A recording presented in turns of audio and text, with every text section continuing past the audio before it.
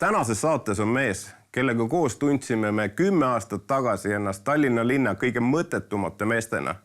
Aga selle kaudu sai Jumal alustada meeste hommikutega.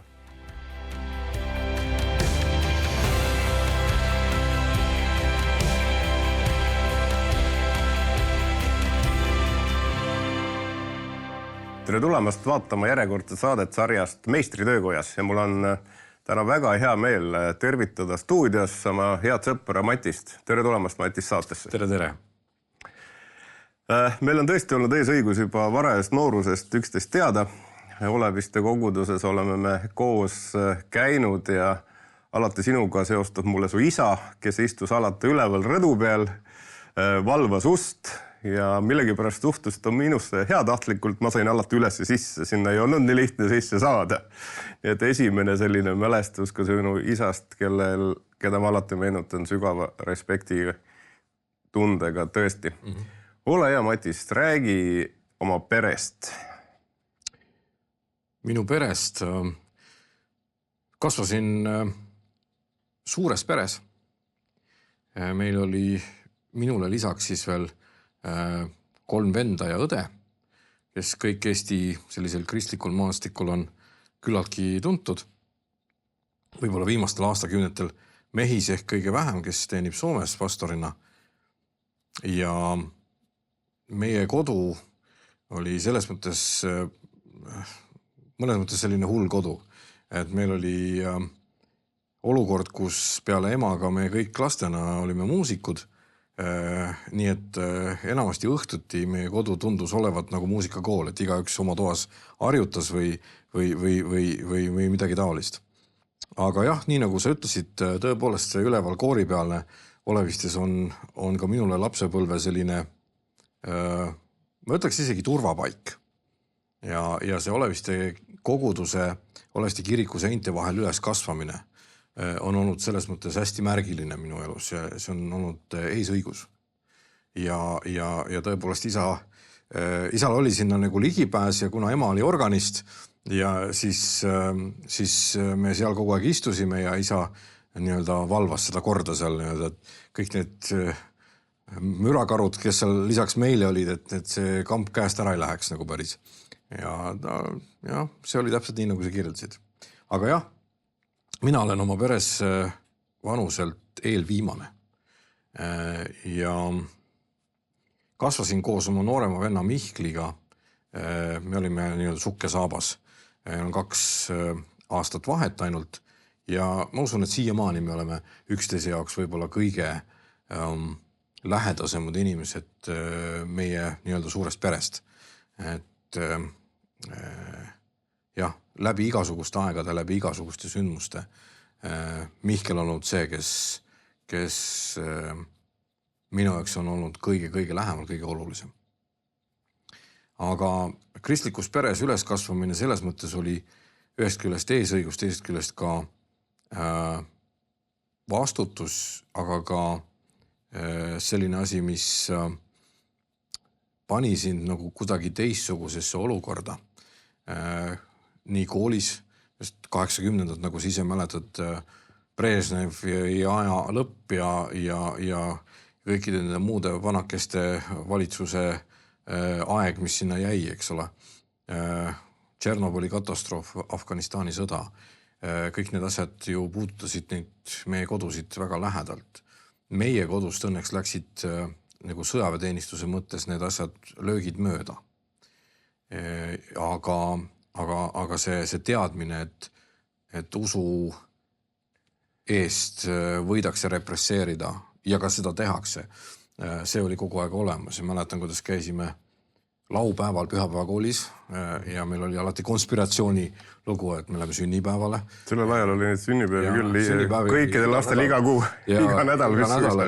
Ja nii, et maast madalast ma mäletan, ma olin väike poiss, kui vend Mart mulle joonistas käsitsi paberi peale Eesti lipu ja Eesti vapi. Ütles, jäta meelde, need on meie tegelik lipp ja vapp ja siis põletas selle paberi ära. Kui suur su pere täna on? Või enda pere? Minu enda pere on niimoodi, et mul on 4 last ja 3 poega ja tütar. Tütar on kõige vanem. siuke huvitav kooslus. Kõige vanem laps siis tütar on 25 aastat vana ja kõige noorem poeg on 6. Et selline seis ja meid minu laiendatud pere on kokku circa 40 inimest pluss, et teil on, kui te jõuludel kokku tulete, siis teil on ruumiprobleem on suur. Absoluutselt. Meid ühendab, Matis, sinuga veel üks asi, üks Jumala kõnetus ja see oli siis, kui me veel räägime sellest siin saates ka, kui sinu elus oli üks väga sügav org, mille põhjas olid ja me suhtlesime ja sa saatsid ühe hooletu sõnumi, et ei ole saanud kellegiga tükk aega palvetada, annab tunda ja sellest sai alguse meeste hommik Nõmme baptisti koguduses, mis on siis käib 10. aastat praegu. Räägi sellest hetkest, mis oli siis sinu elus? Kuhu sa olid jõudnud? Me lähme ellu parimate plaanidega, parimate eesmärkidega, rõõmuga ja alati kõik ei lähe nii, nagu me tahaksime. Jaa, me ei ole keegi kaitstud tragöödiate ja ka selle eest, et asjad, mis algasid lootusrikkalt ja optimistlikult, võtavad sootuks süngema pöörde. Nii ka minu elus. Mul on mitmeid selliseid orukohti olnud, nii nagu ma usun kõigil. Aga kõige sügavam orukoht oli tõesti see, kui mu esimene abielu lagunes ja ma olin jäänud 3 lapsega üksi sisuliselt ja ka ütleme majanduslikult oli kõik kokku kukkunud. Ettevõte, mida ma üritasin juhtida, see oli lõpetanud suure krahiga ja oli olukord, kus tundus, et kõik, mida ma olen üleüldse ehitanud, on maha põlenud.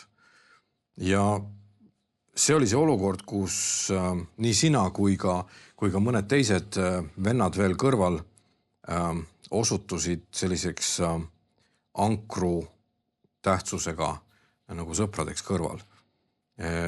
Nagu pühakiri ütleb meile, hädas selgub, kes on vend. Ja tõesti hädas selgus, kes on vend. Ja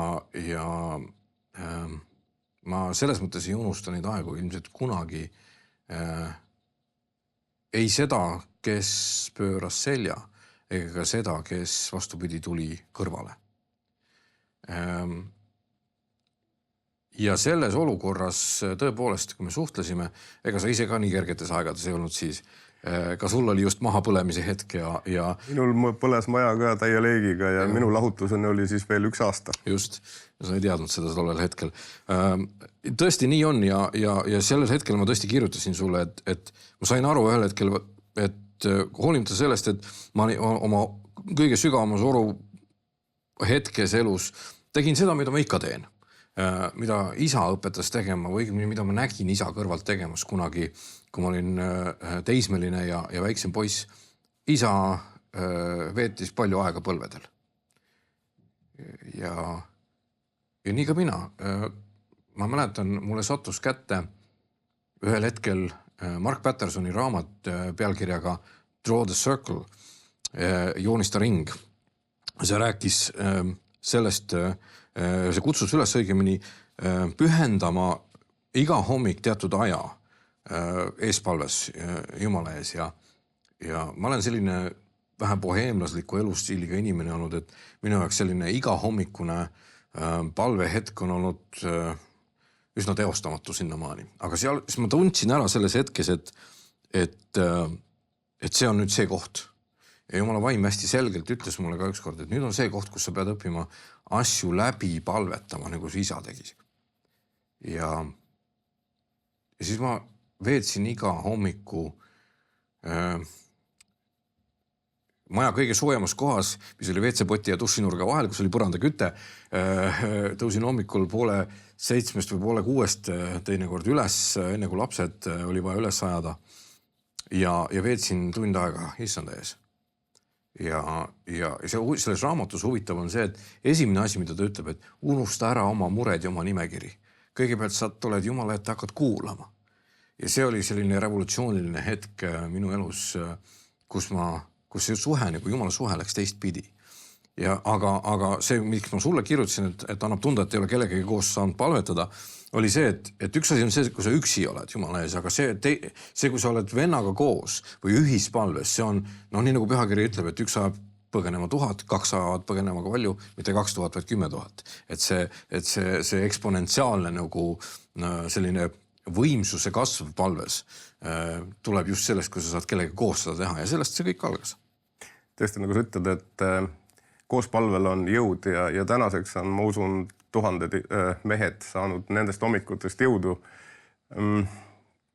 Mulle meeldib alati selle meeste hommiku kohta öelda, et kui Jumal oleks veel mõttetumaid mehi sellel hetkel linna pealt leidnud, siis ta oleks neid kasutanud, aga tol hetkel vist palju mõttetumaid ei olnud kui meie ja lisaks meie hea sõber pastor Veiko Võsu, kes siis võttis meid kokku ja ütles, et mehed, teeme kohvi.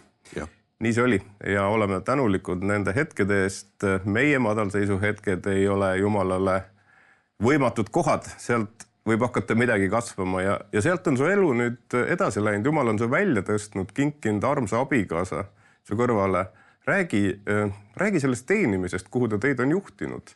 Ma arvan, sa ise kandsid ennast maha sellel hetkel. Mida Jumal sellest arvas?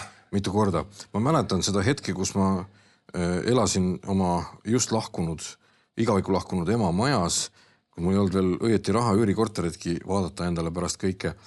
Ja mu vend Mart elab seal samas kõrval ja ma kõndisin Mardi juurest tagasi ema majja ja oli see moment, tähed särasid, oli külm talve õhtu.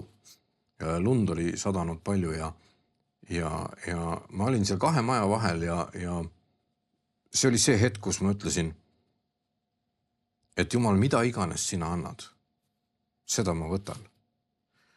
Ja see oli selline kapituleerumise koht. Ma kandsin maha täielikult kõik seda, mida ma olin tahtnud, mida ma olin plaaninud, mille poole ma olin püüelnud. Ma sain aru, et see ei ole see, mida üldse tahta oma elus. Ja ma ütlesin Jumalale kuidagi nõnda, et kui sa määrad mulle üksi olemise ja vaesuse, ma võtan selle. Kui sa määrad mulle mingi muu asja, mingi muu olemise ja mingid muud olukorrad, ma võtan selle ka. Aga mida iganes sina annad, seda ma võtan. Ja et nagu kõik pretensioonid ja kõik asjad nagu panin maha. Ja siis selles hetkes nagu kuidagi selgus väga hästi see, et seda ta oligi oodanud. Ja selline tunne oli nagu oleks nagu paisu taga ootamas väga-väga suur hulk asju. Ja täna nüüd 10 aastat hiljem me võime öelda, et me oleme natuke näinud, mis sealt paisu tagant tuleb. Nii oma isiklikus elus kui ka teenistuses. Ja see, kuhu Jumal meid on täna juhtinud abikaasaga, ma pean ääremärkusena ütlema seda, et ma olen olnud umbusklik nagu vana kits. Ma ei ole tahtnud minna ega usaldanud ega julgenud minna ega astuda nendesse kohtadesse, kus Jumal meid täna on viinud, sest ma olen ennast pidanud täiesti kõlbmatuks selles osas. Ja ma olen olnud aastaid tegelikult pigem see mees, kes ei taha ette minna, ma arvan, sa oled näinud seda. Ma pigem tavaliselt lähen kuidagi kõrvale kuhugi kas päris taha või kuidagi ja mul on tendents ennast diskvalifitseerida, sest ma olen teravalt teadlik oma puudustest. Aga ühel hetkel Jumal hakkas nagu selgelt ütlema mulle, et sa ei tohi ennast diskvalifitseerida. Ükskõik, mida sa tead ise enda kohta, ükskõik, vaata, teinekord on selline olukord, kus sa Taaveti sõnadega saad aru, et kus ta ütleb seal pärast Batsebaga abielu rikkumist, et minu süütegu on alati minu ees. Ja see on kuidagi olnud üks selline läbiv asi, millega olen võidelnud oma elus. Sest tegelikult Jumal vaatab meie peale hoopis teistmoodi. Ja see pidi ka minuni jõudma. Ja ühel hetkel ma mäletan, kui asi sai alguse sellest, et ma olin oma majanduse korda saanud, ma olin oma pankroti asjad saanud nagu ühele poole ja kõik oli nagu hästi. Ja siis me abikaasaga mõtlesime, et mis nüüd edasi saab. Mida me nüüd edasi teeme oma eluga. kiire pilk kinnisvaraturule tegi selle selgeks, et Tallinnas selliste selliste tingimustega elamist, nagu meil oleks vaja olnud, me lihtsalt ei suuda endale nagu lubada ja ma ei tahtnud pangaori ka olla. Ja siis järsku tuli see mõte, et aga äkki Jumal tahab meid kuhugi mujale viia, äkki me peaks maale ära minema, maakodu rajama. Ja see mõte kuidagi hakkas idanema, aga minu arusaam sellest ajakavast oli hoopis aeglasem. Mina mõtlesin, kogume raha ja vaatame ja mõtleme aga Jumal oli kõik valmis pannud. Ja pikk jutt lühikeseks. Mina olin see mees selles protsessis, kes hoidis kässarit täiega peal ja ütlesin oma abikaasale Piretile, kuule, me ei ole üldse selles kohas veel, kuule, me vaatame pangaarvet, meil ei ole mitte midagi, meil ei ole üldse mingid ostjad veel, et mis sa siin jamad? Ei, lähme räägime, lähme vaatame, mis Jumal teeb. Ja siis Jumal tegi. Te nägite Põgari Palvemaja lähedal ühte krunti, mida te endale ihaldasite, aga te kõigepealt panustasite Põgari Palvemajja. Põgari Palvemaja on Eesti ajaloo... Siin pean parandama sind. Kõigepealt Jumal viis meid selle krundi juurde. Õigemini, tegelikult kui me läheme veel tagasi, siis enne kui me olime abiellunud Piretiga, siis me sattusime juhuslikult, nagu kõik on üks suur juhus, nagu me teame, sattusime juhuslikult sõitma autoga täiesti umbropsu puise tee peale, kus on Põgari või õigemini siis Mäevalla palvela. Ja siis ta oli remontimata, selline veidi õnnetukene, selline räbalaed oli seal ees ja rohirinnuni kord 6 või 2 korda 6, täpselt ma ei mäleta, midagi seal nagu toimus vahepeal, aga see oli sisuliselt selline nagu mahajäetud paik. Ja me sõitsime sinna, me lähenesime sellele palvelale ja järsku Jumala ligiolu on autos ja ta ütleb meile, ma ei ole siin lõpetanud, ma alles alustan. Ja mina olin täiesti hämmastunud, et aga mis sa mulle sellest räägid?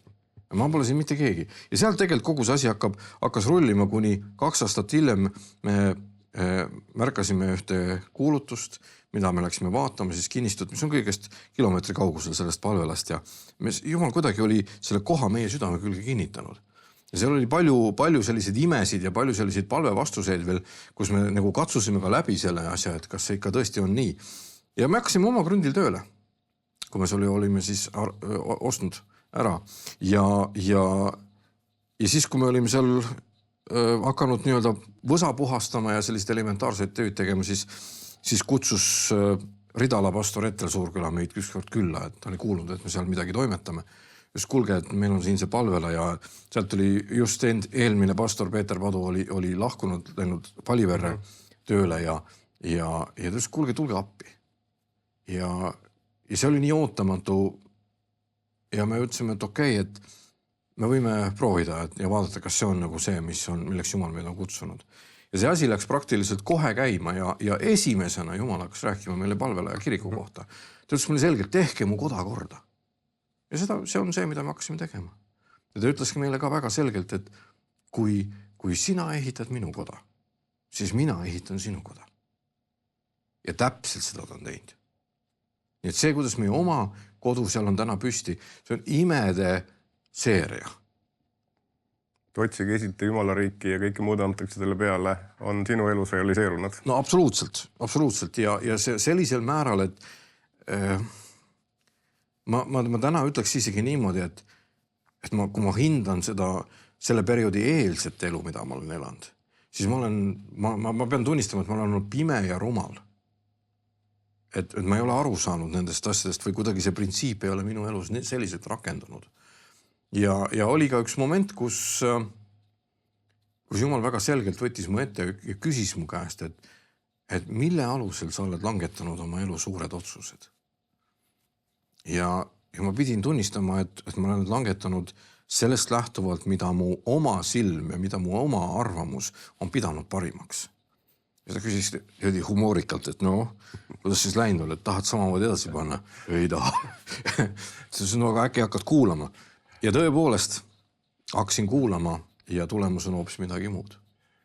Et kui tahad teistmoodi tulemust, siis tuleb ka midagi teistmoodi. Absoluutselt. Selle palvemajaga on ju veel üks tore lugu, see on Eesti Vabariigi ajaloo seisukohalt üks ülioluline koht. Täpselt nii. 44. aasta 22. septembril toimus Mäevala palvelas Eesti Vabariigi ajutise valitsuse ehk siis Otto Tiefi valitsuse viimane istung. Ja sealt siis nad püüdsid põgeneda Puise poolsaarele, õigemini nad hajunesid sinna poolsaarele selleks, et neid ei saadaks koos kätte, sest venelased olid juba sees.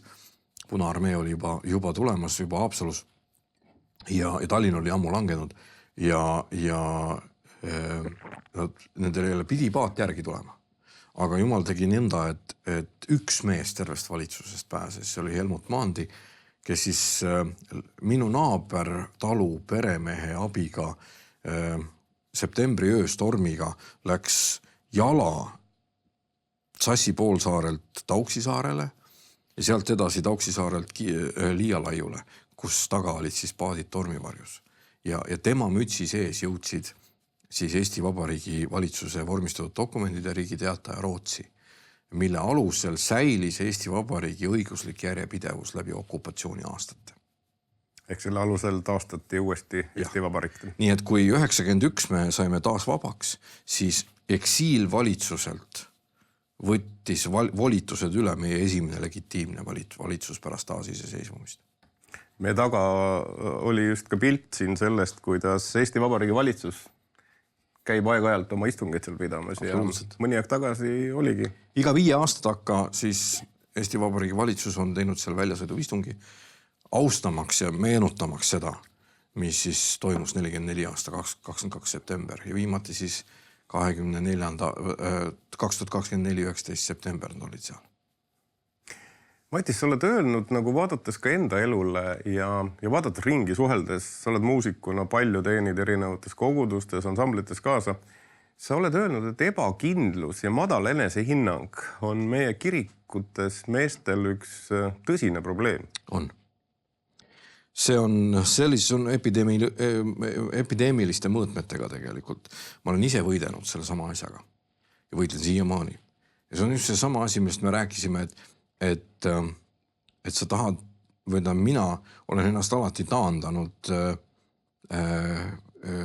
nii-öelda vaistlikult erinevatest asjadest, kuni ühel hetkel Jumal hakkas ütlema, et sul ei ole õigus seda teha. Ja madal enesehinnang tuleneb tegelikult erinevatest asjadest, aga ma näen seda koguduses väga palju. Ja see hoiab kammitsas inimesed, kes ei julge astuda nendele määratud positsioonidele ja teenistusse, mida Jumal on neile määranud ja kuhu nad on neid kutsunud. Kui mina vaataksin täna selle peale, mis minul kas või inimliku resümeena on selja taga, siis ma ei teeks mitte poolt sammugi kantsli suunas. Aga ometi on Jumal määranud mind, et ma pean minema sinna. Ja Jumal on andnud armu ja on andnud tulemusi ja see kogudus vaikselt kasvab ja järjest asju juhtub, mis on Jumala armust nagu väga head. See kinnitab nagu kuidagi minu elus seda, et me ei saa, me peame Pauluse kombel nagu tegelikult ütlema, et ma unustan ära selle, mis on selja taga ja sirutun selle poole, mis on ees. Ja samas väga tihti ka meestena, kui sul on piisavalt läbikukkumisi oma elus olnud selja taga, siis need kuidagi lohisevad sul sangpommina järgi. Aga see evangeeliumi sõnum selle koha peal on see, et tegelikult see ei pea nii olema, vaid selle oma päris identiteedi leidmine issandas ja tema nii-öelda usaldamine selle koha pealt, kes tema ütleb sind olevat. See on see saladus, mida paljud ei ole kätte saanud. Ja see on tegelikult ka meie meeste hommiku üks missioonidest, kui sa paned tähele. On küll, jah. Ja just see, et üks asi on see, kuidas me ennast ise näeme. Ja me näeme ennast alati läbi mingite filtrite, oma kogemuste ja kõige filtri on ju. Aga see, kuidas Jumal meid näeb, see on täiesti teistsugune. Ja selle kuidagi kätte saamine, see on see võtmeküsimus. Aga mis me tegema peaks? Mida sa soovitad? No ma saan soovitada seda, mida ma olen ise teinud. või mida ma olen ise armu saanud teha, ütleme niimoodi.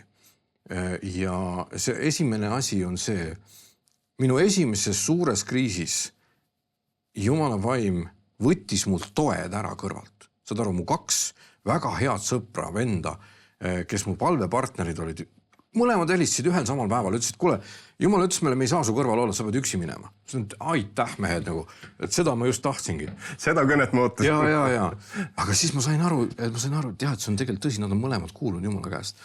Ja siis ma ütlesin, okei, Jumal, kui ma pean sellest üksi läbi minna, siis ma pean kuulma sinu häält. Ma ei saa teistmoodi. Ja siis Jumal andis mulle võime paastuda, ma paastusin 21 päeva. Ja ma hakkasin eristama oma sees kõigest muust mürast Jumala vaimu häält. Ja selle peal ma purjetan siiamaani. See on see esimene asi. See on see esimene asi, mis sind on kandnud. Aga see ongi tegelikult kõige olulisem asi üldse, mis me ei pea olema isegi kuskil põhjas, kui see soovitus kehtib tegelikult kõikidele. Ja ma võin tõesti Matis kõrvalt öelda, ma olen sind lähedalt näinud ja oleme head sõbrad ja see on kandnud. See on viinud absoluutselt teistsuguste tulemusteni. Te peate täna oma armsa abigaasa Piretiga seda kogudust, sinna tuleb inimesi juurde, inimesed saavad päästetud, elu läheb edasi ja ma usun, et Jumalal on väga suured plaanid selle kohaga veel. Amen. Ja tõesti, kahjuks saateaeg saab läbi. Me võiks seda lugu veel pikalt jätkata. Pole midagi rääkinudki. Pole veel rääkima hakanud, tõesti.